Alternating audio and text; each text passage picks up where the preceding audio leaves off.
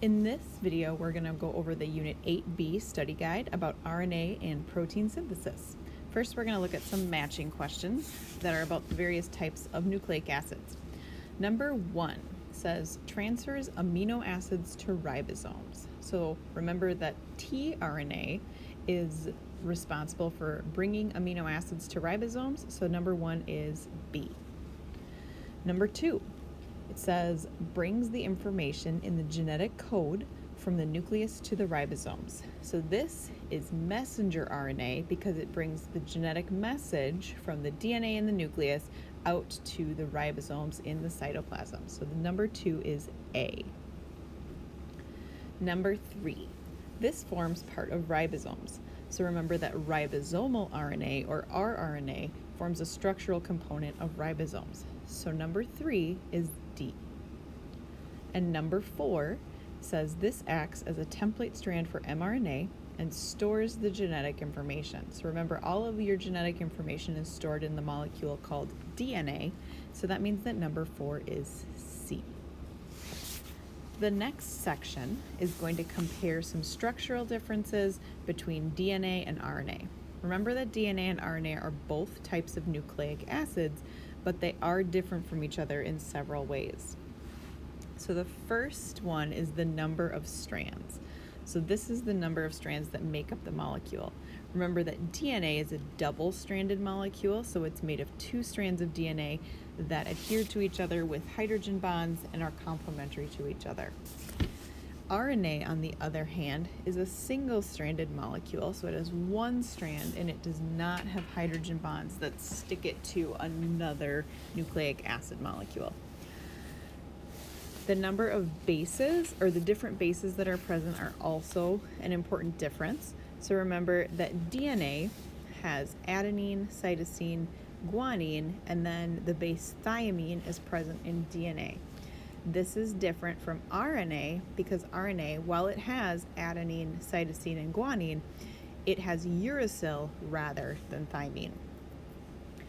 And the last major structural difference between DNA and RNA is the sugar that is part of the nucleotide. So if you remember, nucleotides have 3 parts: a phosphate, a sugar, and a nitrogen base. We just talked about the bases. The sugar is different in both molecules as well. In DNA, it contains a deoxyribose sugar, meaning it's a sugar missing an oxygen. And in RNA, it has a ribose sugar where that oxygen is present. Next, we're going to go on to some more matching with vocabulary. Number 10, we're looking for transcription. So remember that transcription is when we make RNA from a DNA template. So transcription is B. Number 11 is translation. So if you recall, translation is when we make a protein, but we use the mRNA molecule to tell us in what order to put amino acids in that protein. So number 11 is D. Number 12 says transformation. Remember, we talked about transformation when we talked about Griffith and the scientists who discovered that DNA was the genetic material. So transformation occurs when DNA is absorbed by a bacteria cell, and the DNA probably came from a plasmid from a different bacterial cell. So letter C is transformation. Number 13, replication. So replication occurs anytime a cell is going to divide, and it's when DNA is copied so that there's 2 complete copies of the genome. And so replication is A, copying DNA. Number 14, an anticodon, remember, is a 3-base sequence that is found in RNA, and it is complementary to the codon. Anticodons are found on tRNA molecules, and so anticodons are letter F, and they match up with their complement on the mRNA molecule, so E is codons. Next, we're going to look at a DNA strand, which is our sense strand or template strand, and we're going to use it to go through a key couple steps such as replication, mRNA transcription, and figuring out what codons and anticodons are on the mRNA and tRNA strands. So number 16 says, write the complementary DNA strand made from replication. So we're looking at what would appear if DNA was being replicated. Remember that our template strand or our sense strand has the following codons: C, CT, AGT. So that's our DNA sequence. When we write the complementary strand, we're going to write the letter that would appear across from the template strand in the complement. So remember, if you see a C in the template strand, you will see a G in the complementary strand. And if you see an A in the template strand, you will see a T in the complementary strand. So the strand that is complementary to our DNA sequence is going to be G, G, A, and then T, C, T. And that's because in DNA, the two halves of the molecule, those two strands, are complementary to each other. They are not identical. Next, we're going to write the mRNA strand that would appear if it was transcribed from the sense strand of DNA. Before we transcribe the sequence, let's review the bases that are in RNA. So remember that there is a cytosine and a guanine in RNA, and they pair up with each other. There's also an adenine in RNA, but thymine is replaced with uracil. So anytime you're doing transcription, you are going to replace the letter T with the letter U because you're making mRNA. So our original strand was CCT, so that will give us the complement of G, G, and then T will become an A, and then we have AGA. So A pairs with U, G still pairs with C, and A pairs with U. So the complement that we've built out of mRNA should say GGA UCU. Number 18 says, what are the two amino acids it calls for? So here you're going to need to use the amino acid chart that is found on the following page on page 3. When you look at this, you're going to look at the letters in order, and so you're going to find the codon GGA on the chart, and you're going to write down the amino acid that is present. And so GGA, for example, is glycine. And then the next codon is UCU, and you should find that that one is serine.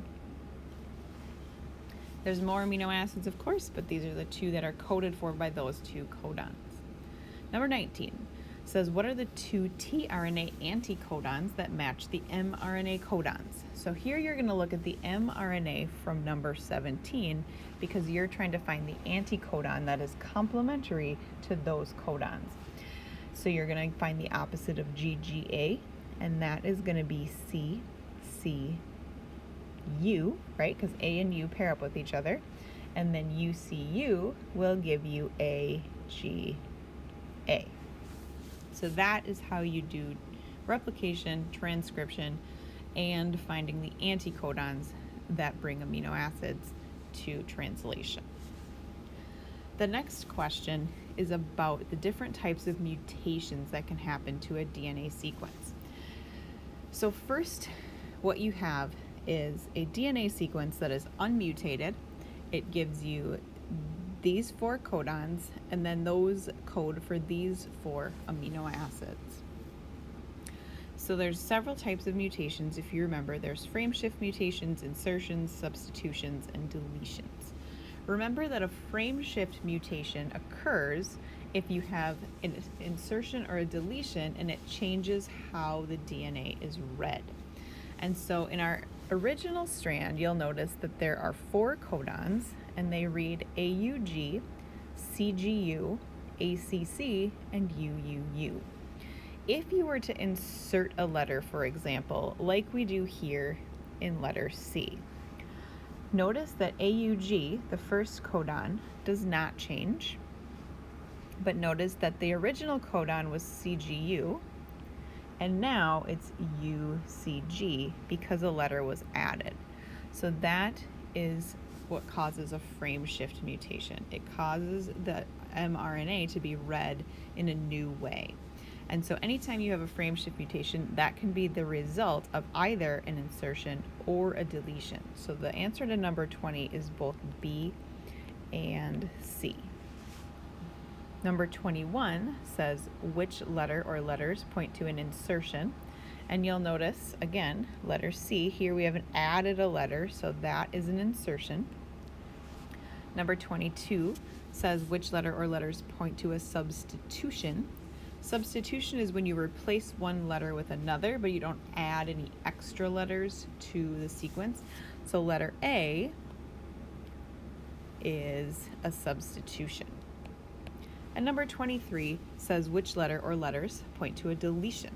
So deletions are when you remove a letter entirely, and so that would be letter B.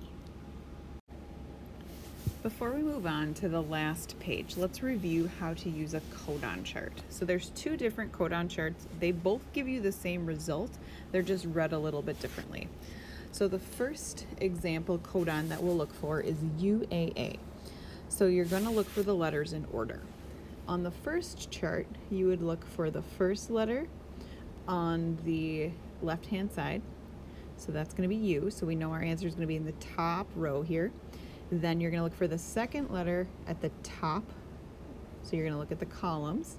So U and A, we know that our answer is going to be in this box. And then the final letter is also A, which is here. So that means that UAA gives us the stop codon. And so that is how you find it on the square chart. To find it on the circle chart, you're going to find the U, and then you're going to find the A, and then the other A. And that gives you the same codon, a stop codon.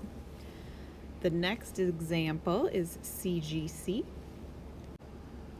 So on our square chart, we're going to look for the letter C, and then the letter G, and then the letter C. And this is going to give us arginine. And if you look for this on the circle chart, you will find a C, and then a G, and then a C. So that's going to be arginine. So that's what you can write in my example column. Then we'll look for ACG. So in the square diagram, we'll have A, and then C, and then G. So that's going to give us threonine, or ACG. And that's, again, the same amino acid. And then we can abbreviate it THR.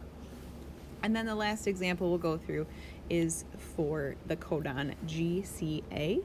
So we've got G, and then C, and then A. So that's going to give us an alanine, and it will give us the same answer on the circle chart, G, C, and then A. So alanine, or ALA, is how you would find the amino acid that goes with that codon. And on the last page, we are just going to label the cell that shows both transcription and translation occurring. So number 1 is all of the space outside of the nucleus. That is the cytoplasm of the cell. Number 2 is pointing to this molecule that has 2 strands, and it is a double helix shape. So we know that that is the DNA. Number 3, you can see that there's a DNA molecule. You can see that it's open. There's some sort of fork open. And you can see that there is a new molecule being constructed that is single-stranded. So we know that that process is transcription. And then number 4 is the product of transcription. That is going to be the mRNA molecule. Number 5 is pointing to this whole structure here, right? So you could say that's the nuclear membrane, or you could say that the whole structure is the nucleus. Number 6 is the second part of this protein production process, and so that is translation. So this is where we go from the language of nucleic acids to the language of amino acids or proteins. Number 7 is pointing to this structure that is being constructed or built at the ribosome. So that is a protein. Sometimes it's also called a polypeptide. Number 8 is pointing to this molecule that you'll notice is carrying around an amino acid. So if it's carrying an amino acid and it has an anticodon at this end, you know that that is a tRNA molecule. Number 9 is pointing at this molecule, which is carrying that message from, you'll notice, the DNA to the cytoplasm. That is the mRNA molecule where it's functional during translation. And then number 10, the location of translation is at these structures in the cytoplasm of the cell. Those are called ribosomes. And number 11 is pointing to the exterior of the cell. So remember, the membrane that goes around the entire cell is the cell membrane, and this is a eukaryotic cell.